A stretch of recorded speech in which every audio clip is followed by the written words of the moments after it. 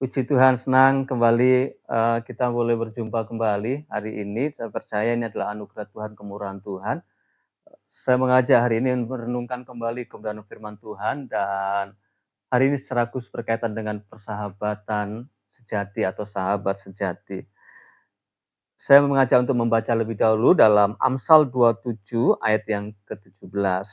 Amsal 27 ayat 17, besi menajamkan besi, orang menajamkan sesamanya. Saya yakin kita pernah bertanya, siapa sahabat sejati hidupku? Atau pernahkah saudara berpikir, apakah saya punya sahabat dan, apakah dia sahabat sejati dalam hidup saya? Saya yakin kalau bicara tentang sahabat itu bukan sekedar teman nongkrong, teman ngopi, tetapi,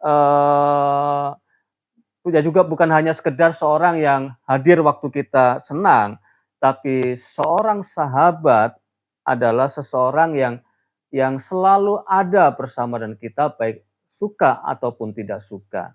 Dan lebih jauh, lebih dalam, kalau menurut Amsal 27, khususnya ayat 17 ini, seorang sahabat itu adalah seorang yang dapat menajamkan diri kita, seperti besi menajamkan besi. Seseorang menajamkan orang yang lain. Dan itu bisa terjadi sesungguhnya bagi orang-orang yang memiliki hubungan yang dekat, atau dalam hal ini kita bicara tentang persahabatan. Ia hadir tidak hanya untuk menyenangkan kita, tapi juga untuk membentuk diri kita. Hari ini saya mengajak kita belajar bersama-sama untuk belajar dari Amsal 27 ini. Rekan-rekan juga bisa baca dari ayat yang pertama dan juga dari teladan Tuhan Yesus dalam kehidupan kita, bagaimana membangun atau menjadi atau memiliki seorang sahabat sejati. Perhatikan kembali dalam Amsal 27, secara khusus dalam ayat yang ke-11, dikatakan bahwa, "Anakku, hendaklah engkau bijak, sukakanlah hatiku supaya aku dapat menjawab orang yang mencela aku." Ayat 12, "Kalau orang bijak melihat malapetaka, bersembunyilah ia, tetapi orang yang tidak berpengalaman berjalan terus lalu kena celaka." Seorang sahabat yang sejati dalam Amsal 27 memberikan sebuah gambaran tentang orang yang memiliki hati yang bijak. Jadi di atas ayat yang ke-17 tadi, Amsal berbicara juga tentang hati yang bijak. Sahabat sejati bukan hanya pinter ngomong, bukan hanya sekedar pintar bicara, tapi juga bertindak dalam tindakannya. Ia tahu kapan harus diam, dia tahu kapan harus bertindak. Dan sahabat yang bijak, teman yang bijak, maka dia juga bisa melihat apa atau melihat bahaya yang bisa mendatanginya dan kemudian menghindar.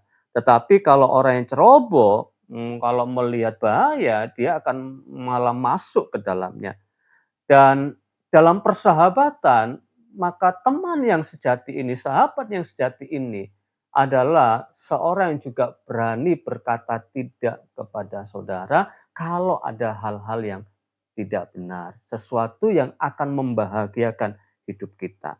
Dalam hal ini, kebijaksanaan bukan soal tentang usia, banyaknya usia, tetapi juga soal hati yang mau belajar dan juga mendengar orang lain.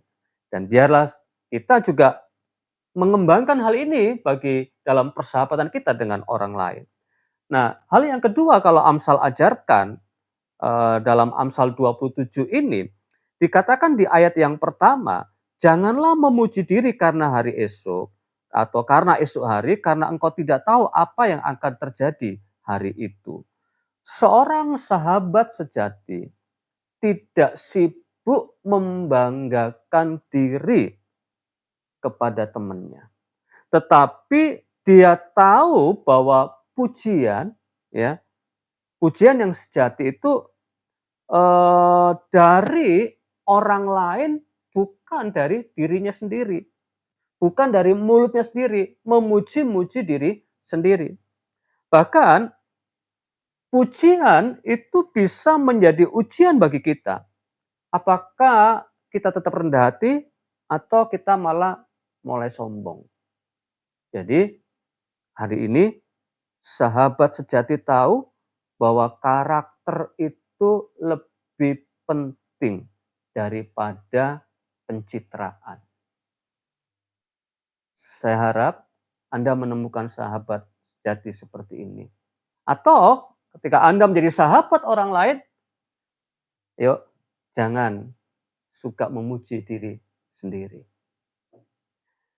Dan yang berikutnya dikatakan dalam Amsal pasal 27 ayat yang kelima, lebih baik teguran yang nyata-nyata daripada kasih yang tersembunyi. Seorang sahabat yang sejati itu akan memberikan teguran pada waktunya. Dia tidak akan menyembunyikan teguran itu. Karena teguran yang jujur itu lebih baik daripada kasih yang disembunyikan. Sahabat yang sejati akan berani menegur karena ia peduli kita. Ia tidak akan membiarkan temannya, sahabatnya jatuh dalam kesalahan. Tapi dia akan ngasih tahu, kamu salah, kamu nggak benar.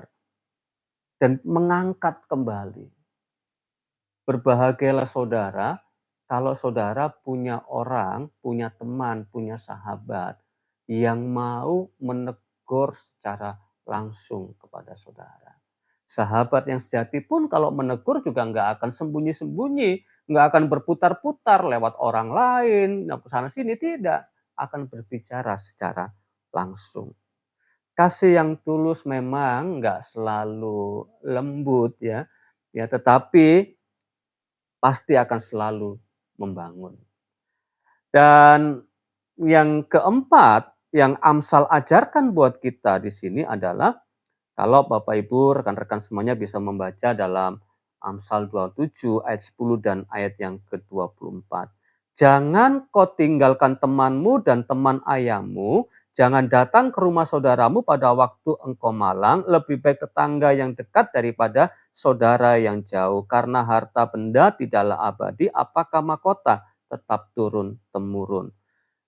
Yang keempat, dalam persahabatan itu selalu menjaga keharmonisan. Ya, jangan meninggalkan, kalau Amsal katakan jangan tinggalkan, istilahnya jangan tinggalkan teman lama. Ya, kadang-kadang kita dapat ada teman baru, teman lama ditinggalkan. Jangan hanya nyari teman kalau susah. Nah, ini penting. Ya, jangan cari teman hanya karena waktu susah. Tapi sahabat yang sejati, saat susah dia memang mau datang, tapi saat senang juga berbagi kesenangan itu kepada orang lain. Jadi bukan hanya datang karena ada untungnya saja, tetapi persahabatan sejati akan dibangun karena hal ini, menjaga keharmonisan. Ingat, tidak hanya mencari orang lain, sahabat, hanya karena waktu engkau susah, hanya karena waktu engkau butuh. Tapi hubungan ini dijaga dengan baik. Harta bisa hilang, tapi hubungan yang dijaga, harmonis, itu akan bertahan sampai lama. Dan keharmonisan ini butuh komitmen, bukan kenyamanan, butuh komitmen. Baik, dalam hal ini semuanya rekan-rekan, ketika kita membangun persahabatan yang sejati ini, maka itu juga akan membawa saudara teladan sahabat sejati yang sesungguhnya, yaitu Yesus Kristus. Yesus Kristus Tuhan. Saya mengajak rekan-rekan untuk membaca di dalam 1 Petrus 2 ayat 21 dan ayat 22. Sebab untuk itulah kamu dipanggil, karena Kristus pun telah menderita untuk kamu dan telah meninggalkan teladan bagimu supaya kamu mengikuti jejaknya. Ia tidak berbuat dosa dan tipu tidak ada dalam mulutnya. Ketika ia dicaci maki, ia tidak membalas dengan mencaci maki. Ketika ia menderita, ia tidak mengancam, tetapi ia menyerahkannya kepada Dia yang menghakimi dengan adil. Sudah perhatikan teladan Yesus? Dia berkorban, dia menjadi teladan, dia melakukan dengan benar yang terbaik buat kita. Dia tidak berdosa, tidak ada tipu daya di sana, tapi dia rela mati di atas kayu salib buat menyelamatkan saudara dan saya yang disebut sebagai sahabat-sahabatnya, yang disebut sebagai orang yang dikasihinya.